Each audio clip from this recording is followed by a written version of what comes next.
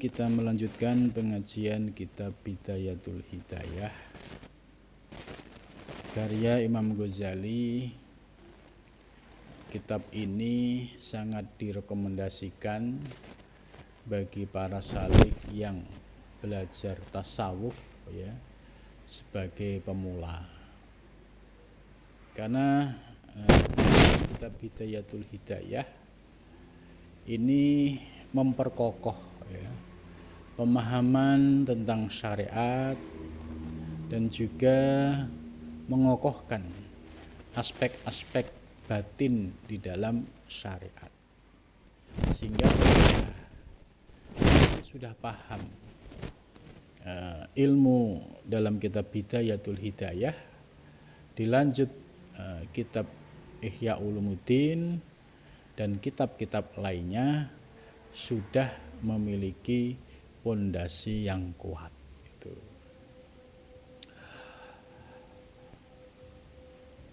Qala musannif rahimakumullah wa nafa'na bihi wa bi ulumihi fi darin amin ya rabbal alamin. Pembahasan malam ini yaitu tentang al-qaulu fi ma'asil qalbi. Ya, membahas tentang ucapan terkait dengan maksiat hati gitu. Nah, di sini sangat penting bagi para salik pemula, seperti apa saja yang disebut dengan maksiat hati itu. Dan ini tidak ditemukan di dalam kitab fikih gitu. Adanya di kitab tasawuf, kitab Bidayatul Hidayah sebagai pondasinya orang-orang yang belajar ilmu tasawuf. I'lam dan ketahuilah. I'lam dan ketahuilah. Annas sifati ya, jamak ya. Sifatnya pakai jamak sehingga termasuk jamak taksir ya. Sesungguhnya beberapa sifat al-madmumati yang tercela fil qalbi di dalam hati itu kasyiratun banyak ya, khobarnya anna itu kasyiratun banyak. Menurut Imam Ghazali bahwa sifat-sifat yang tercela di dalam hati ini cukup banyak sekali. Nah, ini kalau tidak ngaji tasawuf ya tidak akan paham apa saja termasuk penyakit-penyakit hati yang terkadang orangnya sendiri tidak tahu bahwa di dalam hatinya itu ada penyakit. Nah, penjelasan ini sebagaimana disampaikan oleh Imam Ghazali di dalam pembahasan sebelumnya, bahwa hati ini memegang peranan penting ya, yaitu sebagai pintu untuk mengenal Allah. Nah, hati ini menjadi objek yang paling vital ya bagi para salik untuk dibersihkan hatinya dari segala penyakit-penyakit yang ada di dalamnya. Sebab menurut hadis Nabi ya, inna fil jasadi mudghah, sesungguhnya di dalam jasad ini ada segumpal darah. Idza soluhat soluhal jasad kullu. Kalau hatinya itu baik ya, maka seluruh badannya juga baik. Artinya kalau hatinya itu bersih dari segala penyakit, yaitu penyakit hati, maka gerakan aktivitas seluruh anggota badan itu sebagai indikator menjadi baik. Pandangan matanya kepada ketaatan, langkah kakinya kepada ketaatan, tangannya bergerak juga untuk ketaatan. Ini kalau hatinya bersih. Tapi kalau rusak, wa idza fasadat, apabila hatinya itu rusak, rusaknya bagaimana? Yaitu dipenuhi dengan penyakit-penyakit hati. Nah, nanti akan dibahas oleh Imam Ghazali. Kalau hatinya rusak, rusak ini dalam pengertian dipenuhi dengan penyakit-penyakit hati, maka fasyadal jasad kuluh, seluruh jasad akan ikut rusak. Nah, maksud rusak yaitu gerakan dan aktivitas seseorang yang hatinya rusak itu akan nampak kelihatan arah aktivitasnya yang mengikuti belenggu hawa nafsunya, yaitu orientasinya selalu melakukan perbuatan fahsya dan mungkar.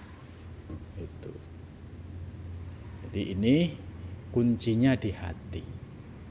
Kalau ada orang hatinya rusak, ya, pasti gerakan tangan, gerakan kaki, gerakan semua anggota badannya pasti ke arah fahsya dan mungkar. Itu. Oleh karena itu, ya, Imam Ghazali menganjurkan solusinya supaya hati kita itu bisa menjadi baik, kita disuruh muhasabah. Muhasabah itu untuk melihat ke dalam diri, kira-kira di dalam hati saya itu penyakitnya apa saja. Terus bagaimana solusinya supaya penyakit hati ini bisa dibersihkan. Itu namanya muhasabah. Terus dia beristighfar kalau dia melakukan tindakan-tindakan atau perbuatan yang fahsya dan mungkar. Dia segera bertaubat kepada Allah. Setelah itu, setelah muhasabah, muraqabah. Apa muraqabah? Muraqabah yaitu merenung, ya, sejenak, melihat ke dalam diri, melihat gerak-gerik batin kita, hati kita, apakah hati kita, ya, selalu mengajak untuk kebaikan atau ketaatan atau sebaliknya. Nah, kalau sampai hati kita kotor, kemudian efeknya pasti tarikan kepada fahsya mungkar itu dominan. Tapi kalau hatinya bersih, ya sebaliknya tarikannya pada ketaatan dan kebaikan. Jadi karena itu, ya, mengkaji soal hati ini penting dan ini kunci bagi para salik yang sedang berusaha, berikhtiar, ya, untuk menjadi orang-orang yang berjalan menuju Allah Subhanahu wa ta'ala. Itu. Min rodailiha, ya, dari segala rodail itu segala keburukannya hati, ya, wujudnya, ya, perilaku yang tidak terpuji.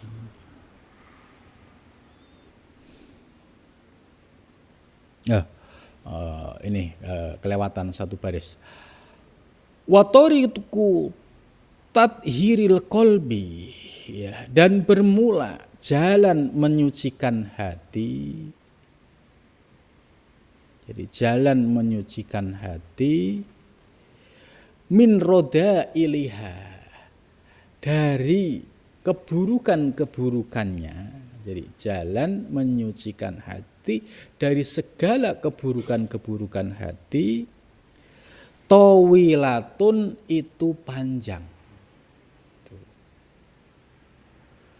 Ini menurut Imam Ghazali, ya, artinya seorang salik yang sedang berusaha menyucikan hatinya itu tidak bisa instan, tidak bisa ujuk-ujuk.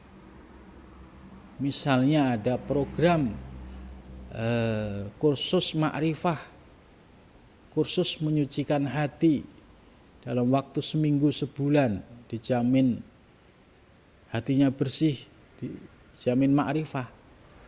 Ya, ini sesuatu yang mustahil, ya, sebab para sufi, ya, termasuk Nabi besar Muhammad SAW sudah memberikan contoh bahwa beliau Nabi Muhammad sejak menikah sampai usia 40 tahun itu bolak-balik ke Gua Hira untuk apa?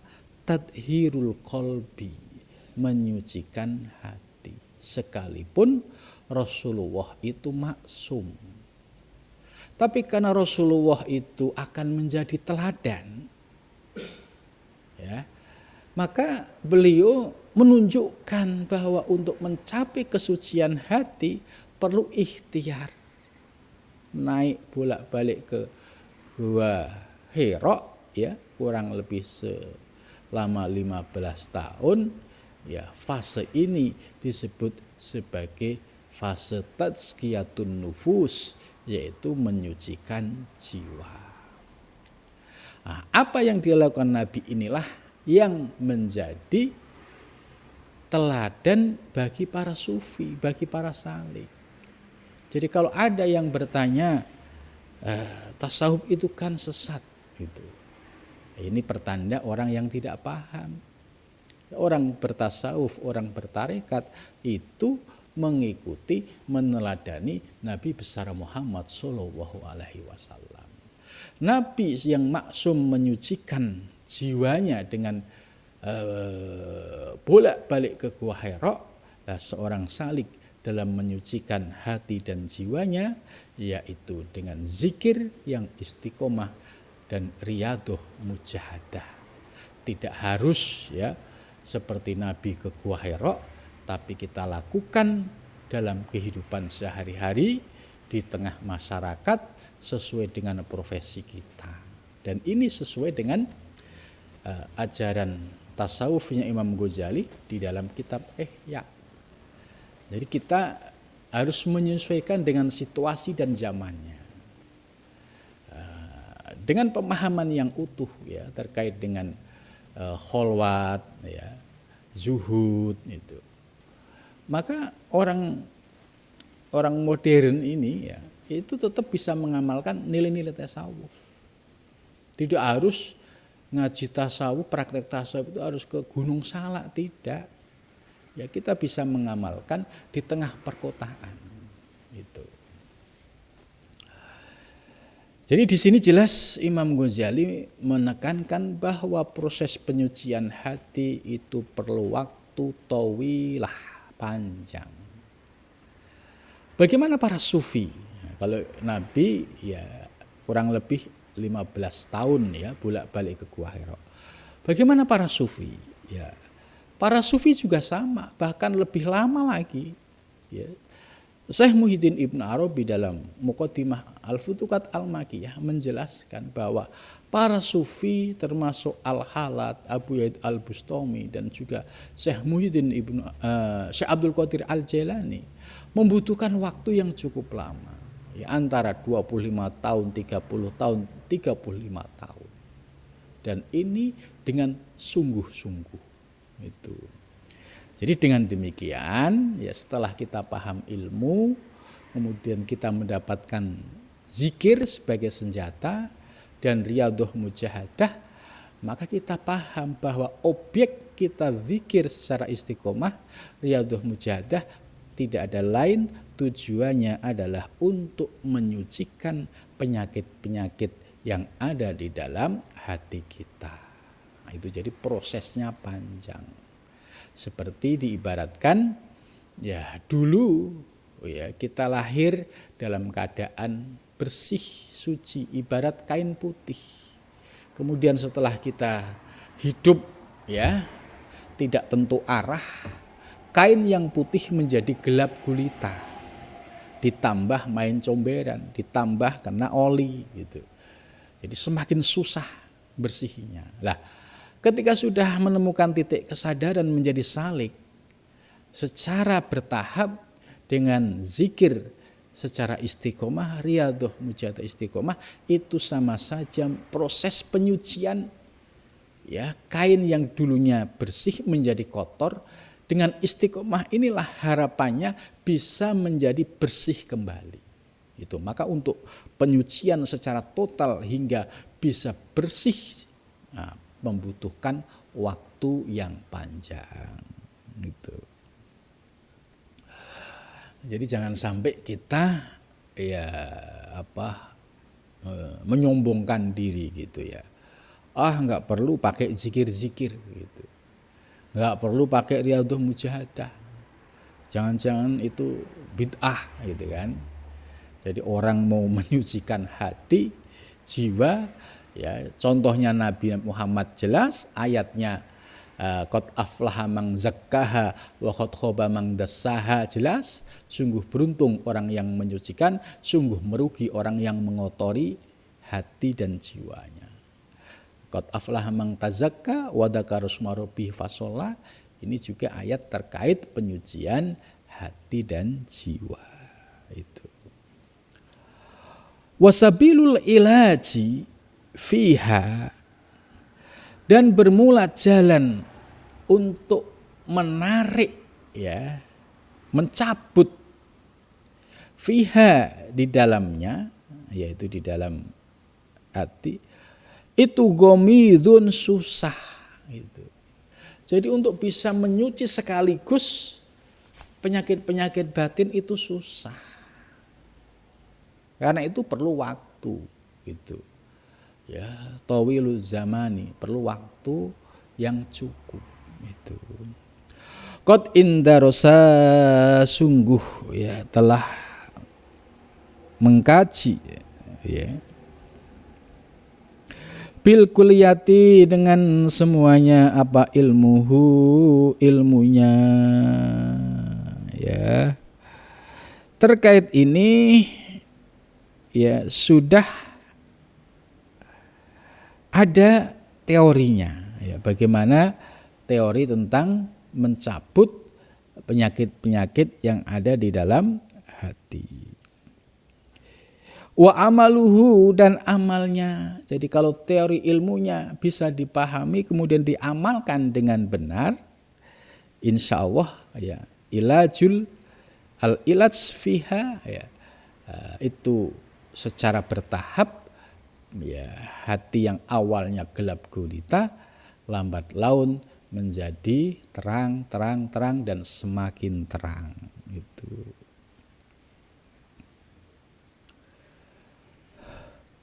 Lighflatil khalqi, karena sebab lupanya makhluk itu. Lighflatil khalqi, karena sebab lupanya makhluk an anfusihim, dari dirinya. Jadi salah satu faktor yang membuat seorang manusia yang dulunya suci kemudian menjadi kotor, itu pertama disebabkan ghaflah, yaitu kelalaian hatinya ya dalam mengingat Allah Subhanahu wa taala. Wastighalihim, dan kesibukan mereka bizakhorifid dunya, dengan kemewahan dunia. Jadi orientasi hidupnya dari pagi sampai malam sampai pagi lagi yang ada adalah ngejar dunia. Itu jadi Allahnya hilang. Jadi menurut Imam Ghazali, penyebabnya hati kita menjadi keruh ya, yaitu yang pertama karena ghaflahnya kita ya terhadap memahami hakikat diri kita, memahami Allah. Kemudian yang kedua disebabkan adalah kesibukan kita yang berorientasi duniawi. Bagaimana kalau seorang salik yang sibuk, tapi dia orientasinya akhirat gitu. Ini akan bisa menjadikan aktivitas dunianya menjadi wasilah untuk kesuksesan akhirat. Ini yang benar. Tapi kalau seorang yang orientasi hidupnya hanya mengejar dunia dan dunia, maka yang ada hanya kelelahan dan akhirnya tidak mendapatkan apa-apa. Gitu. Jadi perlu reorientasi, ya, reorientasi hidup. Apakah hidup kita yang awalnya mau ngejar dunia, kemudian kita rubah, yaitu mengejar mencari ridho Allah dengan menjadikan aktivitas dunia sebagai wasilah untuk mencari ridhonya. Kita dari pagi berangkat ke kantor, niatnya mencari nafkah untuk anak dan istri dan digunakan sebagai bekal ibadah. Ini sudah menjadi niat yang karena Allah. Ini sudah menjadi niat yang didasari menuju Allah Subhanahu wa taala. Tapi kalau niatnya salah, ya, hanya sekedar untuk mengejar dunia, ya, banyak-banyakan poya-poya, mengikuti hawa nafsu, dia akan merugi. Itu. Qad iktasayna dzalika kullu fi kitab Ihya Ulumuddin, dan sungguh, ya, Imam Ghazali, ya, kami sudah menjelaskan terhadap persoalan tersebut, ya, fi kitab Ihya Ulumuddin, di dalam kitab Ihya Ulumuddin. Jadi kitab Ulumuddin secara lebih detail membahas soal ini. Fi rub'il muhlikati, pada bagian seperempat terkait persoalan-persoalan yang merusak atau menghancurkan.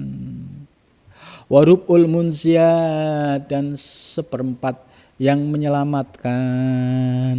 Gitu. Jadi ini sudah ada penjelasannya di kitab Ihya, yaitu terkait persoalan rub'ul muhlikat, ya, seperempat dari persoalan-persoalan yang merusak, ya, seseorang, dan seperempat yang menyelamatkan seseorang. Jadi ada merusak, ada yang menyelamatkan. Itu.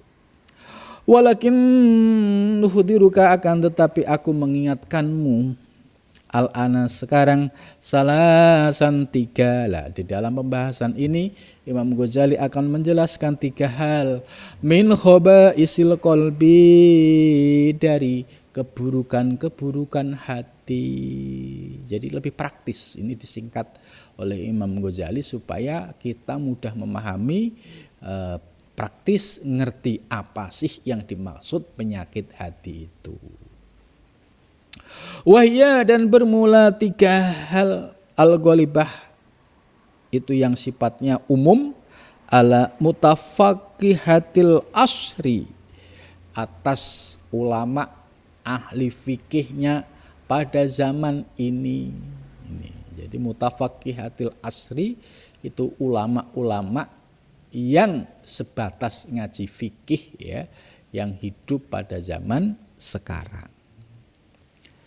Itu, ya, ini sebagai, ya, kritik Imam Ghazali terhadap orang-orang yang sebatas ngaji fikih. Nah, karena apa? Kalau nggak hanya ngaji fikih tok, nggak ngaji tasawuf, itu nggak ngopeni hatinya. Gitu. Dia sebatas, ya, ibadah, mengikuti dasar ilmu fikih, tapi hatinya ada penyakitnya, dia tidak pernah ngerti. Gitu. Maka oleh Imam Ghazali, ini salah satu fenomena yang terjadi, orang yang mudah terhinggapi penyakit hati adalah ulama-ulama fikih itu. Lita'khudha min hadraka fa innaha muhlikatu fi anfusihima, ya, supaya, ya, mereka berhati-hati, ya. Sebab itu merusak, destruktif, ya, muhlikat itu merusak, destruktif. Itu. Kalau seorang ulama ahli fikih, ya, kok hatinya itu penuh dengan penyakit, itu pasti, ya, rusak, ya, itu muhlikat. Fi anfusihi, pada dirinya. Wahya ummuhatun, yaitu sebagai pokok. Itu. sebagai dasar li jumlatin minal khobaisi, dari beberapa bentuk ya keburukan siwaha selainnya. Wahya bermula penyakit hati satu yaitu hasud, itu iri dengki, ini penyakit. Kalau orang awam, orang biasa, hatinya ada hasud, ya ini ya bermasalah juga, cuma tidak memiliki efek itu karena kaitannya dengan dirinya sendiri. Tapi kalau seorang ulama fikih dia hasud, ya tentu hasudnya dengan ulama lain, maka apa yang terjadi? Dia bisa memprovokasi, memfitnah, menjelekkan ulama lain, ya disebabkan apa? Hatinya hasud. Hasudnya kenapa? Oh, ulama yang sana misalnya muridnya banyak, oh ulama yang sana tamunya banyak, oh ulama sana ya diundang kemana-mana gitu. Muncul hasud. Ditambah lagi ulama yang sana naiknya ini gitu. Tambah hasud lagi. Akhirnya hasud ini membuat malapetaka. Munculnya fitnah, munculnya ghibah, munculnya namimah, provokasi. Itu. Jadi bahaya sekali kalau ada ulama mutafaqih hanya ngaji fikih tok, kemudian ada penyakit hasud tidak disadari, maka yang keluar dari lesannya, ya kalau ekspresi hasudnya didohirkan, pasti ya omongannya akan selalu bernada negatif thinking gitu ya. Karena apa? Ada hasud itu selalu menjelekkan orang lain gitu. Maka ini bahaya kalau ada ulama yang penyakit hasudnya ini ya dominan sekali gitu. Kemudian yang kedua waria dan riya, ya ini riya pamer, ini penyakit berat semua ini. Ya hasud dampaknya seperti itu. Kalau sampai mempengaruhi pengikutnya, akhirnya jadi rusak semua, jadi suudon semua, jadi fitnah semua gitu. Ini bahayanya seorang ulama mutafaqih yang tidak mengenal bahaya hasud itu. Yang kedua riya. Riya itu pamer. Pamer itu orientasi perjuangannya karena makhluk, bukan karena Allah. Gitu. Nampaknya sih karena Allah, tapi sesungguhnya dia karena makhluk. Hanya pengen dilihat orang. Ya. Seorang kiai ustadz ujiannya banyak itu. Contoh dia pengen ceramah ya tidak memikirkan isi. Kira-kira isinya ini manfaat buat umat enggak? Gitu. Yang penting lucu. Yang penting ya, orang suka gitu. Nah, akhirnya apa? Setelah selesai ceramah, tadi ceramahku lucu enggak ya? Gitu. Nah, ini artinya dakwahnya bukan karena Allah, menyampaikan kalam-kalam Allah, menyampaikan kebenaran, menyampaikan oase terhadap umat, tapi orientasinya hanya pengen pengen diketawain, pengen disanjung. Ini bahayanya kalau seorang ulama penceramah yang orientasi dakwahnya sudah riya. Itu. Ujian lagi.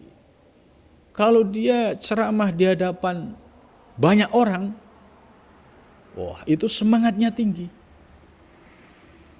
Itu karena apa? Ya orientasinya makhluk, bukan karena amanah, itu bukan karena menyampaikan kebenaran. Ketika diuji, ya, yang ngaji sedikit bingung dia. Sebab kenapa menjadi bingung? Karena tidak sesuai harapan.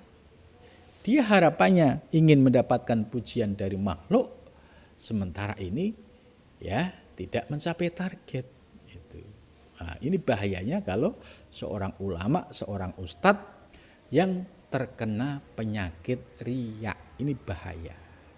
Jadi sekali lagi saya ingatkan, 3 penyakit menurut Imam Ghazali yang mudah ya menjadi virus masuk ke dalam hatinya seorang ulama ahli fikih, ya ini khususnya ulama ahli fikih yang ngajinya fikih tok. Itu yang pertama adalah hasud, iri dengki. Ya, iri dengki ya ureanya panjang. Lihat ulama sana begini nggak senang. Akhirnya memprovokasi yang lain itu. Yang kedua riya tadi. Orientasinya hanya pengen dipuji orang, hanya pengen dilihat orang. Tidak karena dakwah lillahi ta'ala, tidak karena li'i kalimatillah. Itu. Bahkan yang paling bahaya lagi kalau dakwahnya sudah hitung-hitungan matematik, wani piro gitu misalnya. Ini sudah jauh dari misi para nabi dan para rasul. Nah, ini bahayanya kalau sebatas ngaji fikih. Ya, dia dakwahnya bukan karena Allah lagi, tapi berani berapa. Itu. Kalau misalnya nggak nyocoki, bisa berakibat dia akan menggerutu gitu. Nah, karena apa? Nggak sesuai dengan apa yang diinginkan. Jadi ini penyakit batin. Kemudian selanjutnya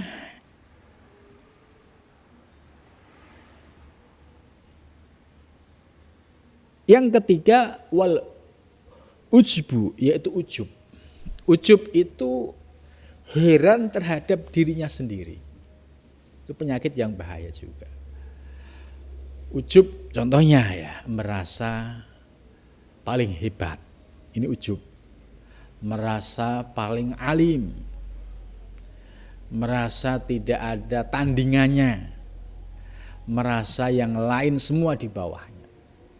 Jadi ujub ini mengangkat dirinya sendiri, kemudian merendahkan orang lain. Ini akibat dari penyakit ujub yang masuk ke dalam hati seseorang. Akhirnya ketika dia mampu beribadah, yang dilihat bukan Allah, dirinya. Akhirnya bangga dan sombong. Itu. Ketika dia bisa dakwah ceramah, yang dilihat bukan Allah, tapi yang dilihat adalah kehebatan dirinya sebagai penceramah, ya, sebagai seorang orator yang luar biasa. Itu. Ini bahayanya kalau seorang ulama, seorang ustadz hatinya kosong, ya, 3 penyakit ini pasti ada, ya, hasud, riya, dan ujub. Itu. Terus solusinya gimana? Ya ngaji tasawuf. Itu.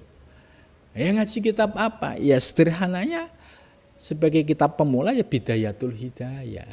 Itu. Maka kalau hanya ngaji fikih tok terus nggak mau bergeser ke tasawuf, maka penyakit ini nggak bisa dilepaskan begitu saja. Ya, misalnya dia hanya ngaji fikih tok, ya, 3 penyakit ini di dalam hati bisa hilang itu kalau ada tadi riaduhnya, ada zikirnya untuk melawan penyakit-penyakit tersebut. Nah, formulanya dia nggak ngerti, terus cara melawannya tidak ngerti karena nggak ngaji tasawuf, ya sulit. 3 penyakit ini akan bisa tercerabut dari dalam hatinya. Itu. Maka satu-satunya jalan ya ngajilah tasawuf. Kemudian setelah ngaji tasawuf, ya carilah guru yang bisa memberikan zikir untuk membersihkan hati. Setelah diberikan zikir, istiqomahkan, ditambah riyadhah mujahadah. Secara periodik, ya, ya, proses ini kalau dilakukan secara istiqomah seorang murid, pasti ada progresnya. Pasti ada perubahannya. Yang dulunya mudah hasut gitu, tiba-tiba bisa menahan diri. Yang dulunya itu gampang mitnah orang, akhirnya bisa menahan diri. Yang biasa gibah namimah bisa menahan diri. Ini efek dari proses zikir dan riyadhah mujahadah. Begitu juga penyakit riya yang dulunya ya, kalau ngajar, kalau ibadah yang menjadi tujuannya itu makhluk, pengen dipuji, pengen disanjung-sanjung, ya setelah mulai istiqomah, mulai merasakan perubahan. Oh iya, semata-mata karena Allah. Ketika ada lintasan riya, langsung ditahan, langsung istilahnya dilawan, ya, tidak diberikan kesempatan untuk mempengaruhi dirinya. Nah, ini tanda-tanda kalau ilmu tasawufnya sudah masuk. Jadi tidak hanya sebatas paham tasawuf, tapi ada proses amaliyah. Karena hanya kalau paham tok, ya, paham tok itu sulit untuk bisa mencerabut akar riya. Ya, ini contoh. Dulu ketika saya masih mahasiswa S1 ya, itu seneng ngaji Ihya. Kitab bapak saya ya, kitab Ihya, kitab bapak saya itu kemana-mana saya bawa. Terus dilalah waktu itu baca soal riya. Wah, ngeri juga gitu kan. Terus berusaha bisa ngamalin riya, bagaimana supaya enggak riya. Ternyata apa? Ya, mau menghindari riya, ketemu riya baru. Gitu. Jadi merasakan betul waktu itu mau membersihkan riya, ketemu riya baru. Akhirnya ya muter-muter enggak karuan. Nah, ternyata setelah mulai kenal zikir, istiqomah gitu. Akhirnya tambah ilmu, tambah pengamalan, kemudian ngerti. Oh, teknik cara melawan riya, tekniknya adalah begini, begini, begini. Nah, ini yang disebut proses zauq, proses rasa. Dan ini ya perlu waktu tadi sebagaimana dijelaskan oleh Imam Ghazali, tawilah, perlu waktu panjang. Jadi kalau hanya belajar ya terjemahan terus memahami soal penyakit hati terus besok bisa berubah, sulit, nggak mungkin. Begitu juga misalnya dia ngaji Ihya bisa baca ya karena santri ngerti nahwu shorob, terus bisa melawannya itu nggak gampang, nggak. Itu. Kayak tadi yang saya ceritakan, mau menghindari riya ketemu riya baru. Karena belum mengerti ilmunya, belum mengerti tekniknya gitu. Karena itu penting punya guru ya yang bisa menjelaskan tentang penyakit-penyakit riya dan bagaimana teknik mencerabutnya penyakit-penyakit yang ada di dalam hati itu.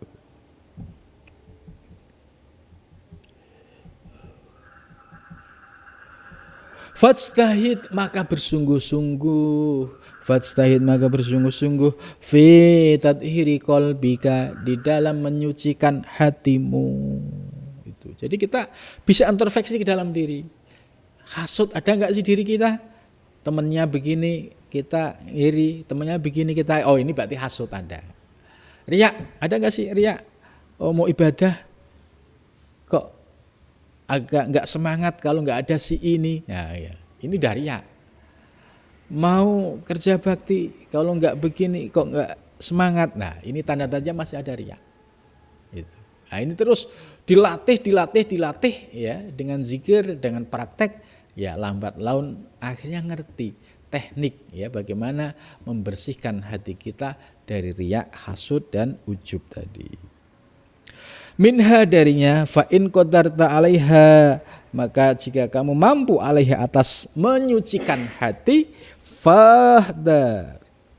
Fata'allam, maka belajarlah kaifiyatal hadri mim bagiyatiha, bagaimana cara menjaga memprotek mim bagiyatiha dari sisanya gitu. Karena kan misalkan satu penyakit hasud sudah bisa ditundukkan, berikutnya bagaimana dengan riya?